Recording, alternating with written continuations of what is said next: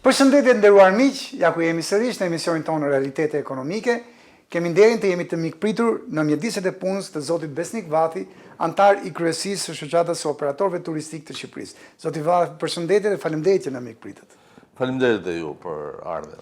Zoti Vathi, numri i vizitorëve të huaj për 2 mujorin janar-shkurt 2025 vijoi me tejkalimin e shifrave të 2 mujorit të parë të raportuar nga Instat në vitin e kaluar 2024.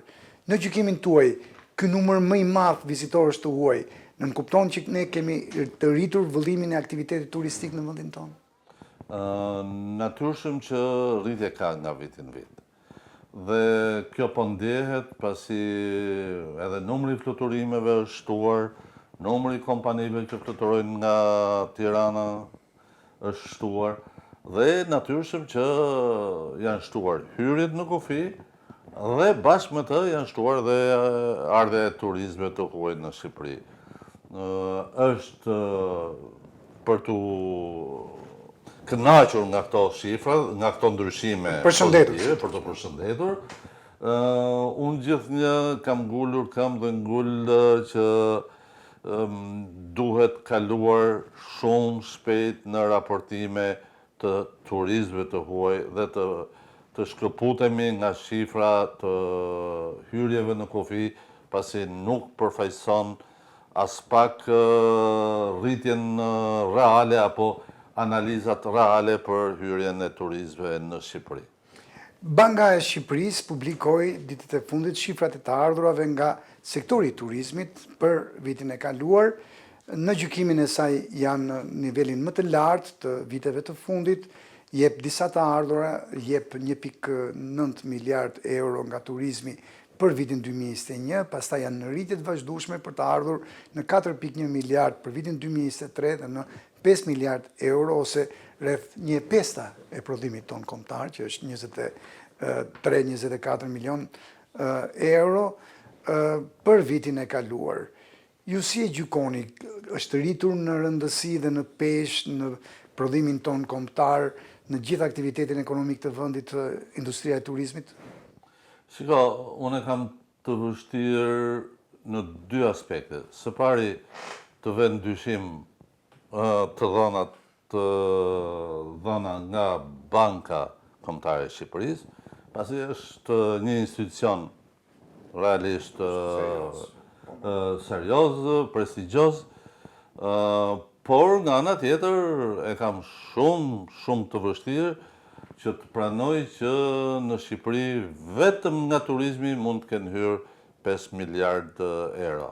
Nëse kjo është e dalë nga përllogaritje të konsumeve etj, përsëri e kam të vështirë. A janë rritur të ardhurat në turizëm, kjo është e rëndësishme. Unë mendoj që për sa kohë rritet nga viti në vit numri i turizmeve në Shqipëri, besoj që dhe të ardhurat e Shqipërisë, ekonomisë shqiptare nga turizmi janë rritur.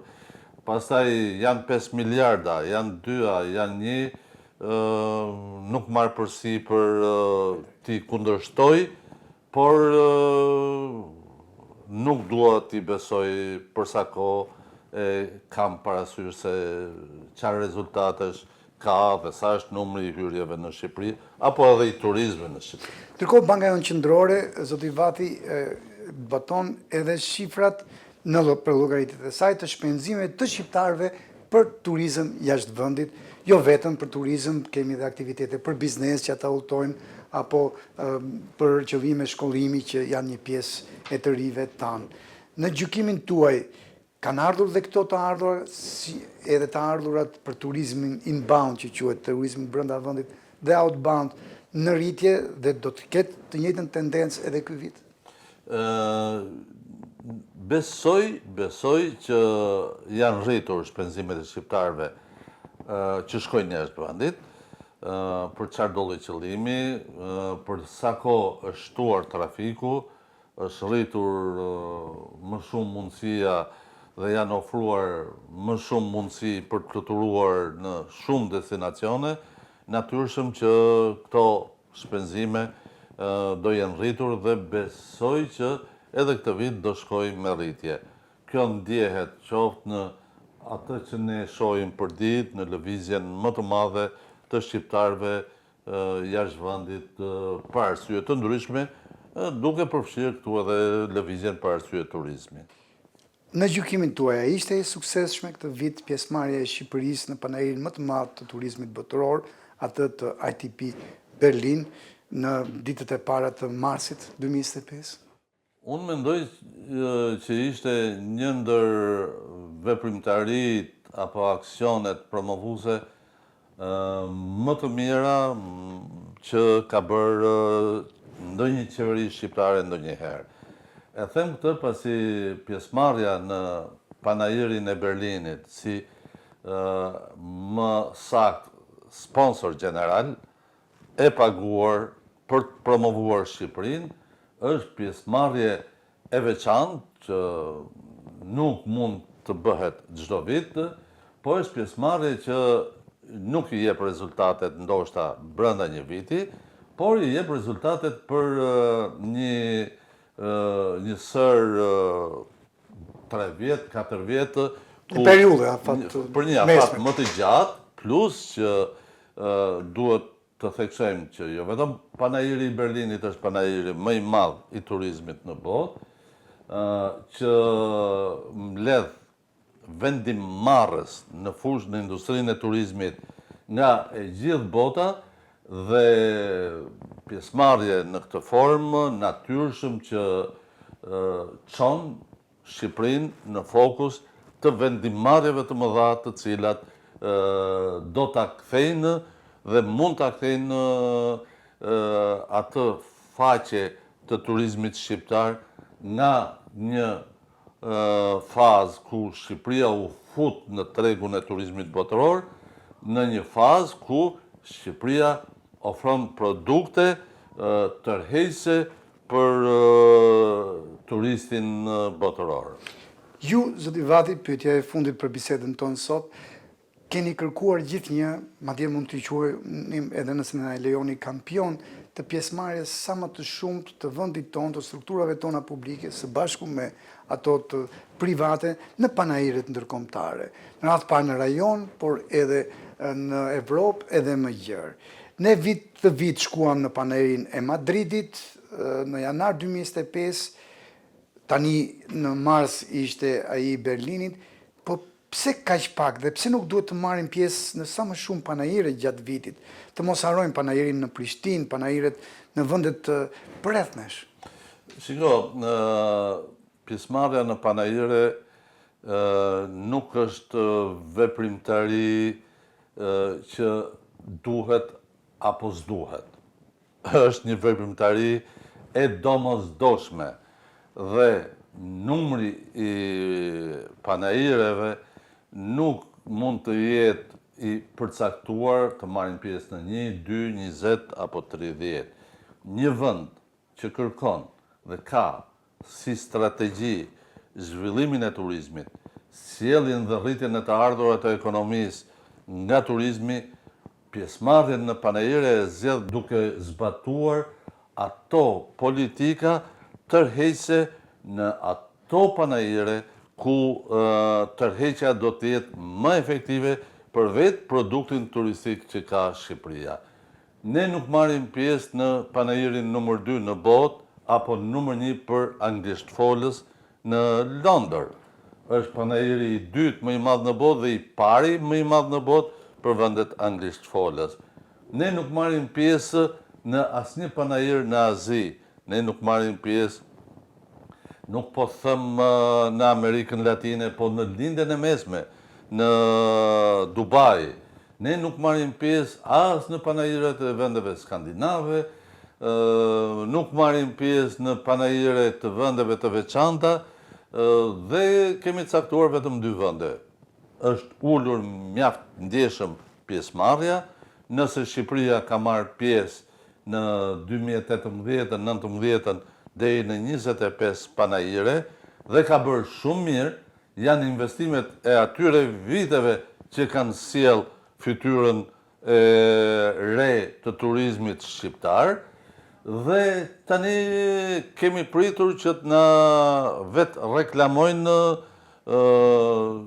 Mediat ndërkombëtare, turistët e huaj apo mediat ndërkombëtare. Asnjë, edhe mediat nuk janë promovues të vendit falas.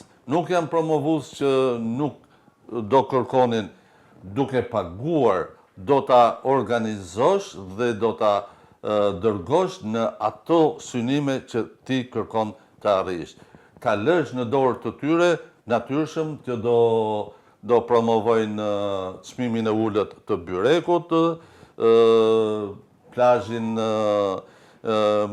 sipas kërkesave të tyre dhe nuk arrin të ngresh, të valorizosh imazhin e vendit. të valorizosh ato resurse të mëdha, atë pjesë të produktit që ka turizmi shqiptar. Ju kërkojnë ndjesë, zoti Vati, se ja u bëjmë gjithë një këtë pyetje, por duke ditur dijet tuaja të thella në sektor, në gjykimin tuaj, edhe pse jemi shumë shpejt, jemi në muajin e 3 të 4 të këtij viti. A kemi arritur limitin me fluksin e vizitorëve të huaj dhe të aktivitetit të turizmit tek ne, apo ende kemi hapësira dhe ky vit ndoshta mund të jetë akoma dhe më i mirë se viti i kaluar në gjykimin tuaj?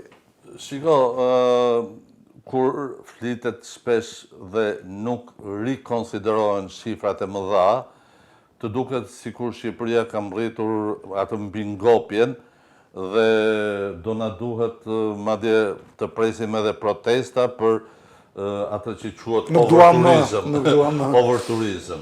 Jo, kjo s'është e saktë. Kjo nuk është e saktë edhe për një arsye tjetër.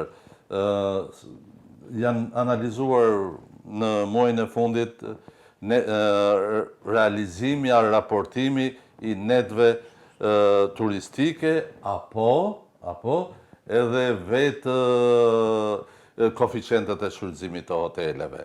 Në qoftë se ne në 2023 me 10 milion hyrje në kufi kemi prezantuar vetëm 3 milion e gjysmë net, do të thotë që jo vetëm shifra 10 milion duhet ripar për ta sjellë në atë konkrete dhe duhet ripar edhe informaliteti që mund të jetë në këtë sektor, që unë nuk besoj që është më i madh se sa në sektor të tjerë, pra informalitet në hoteleri, në turizëm ka, po aq sa çka.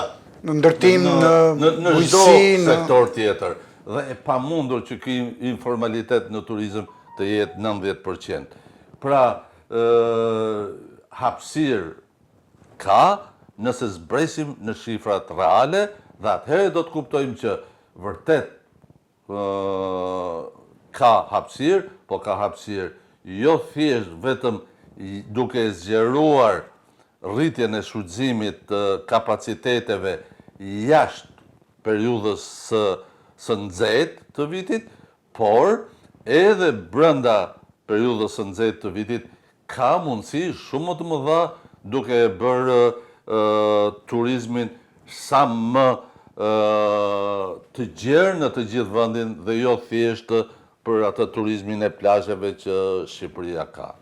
Zoti Vati, ju faleminderit që na mikpritet dhe për këtë bisedë sot. Të nderuar miq, ju faleminderit që na ndoqët dhe mirupafshim takimet e ardhshme.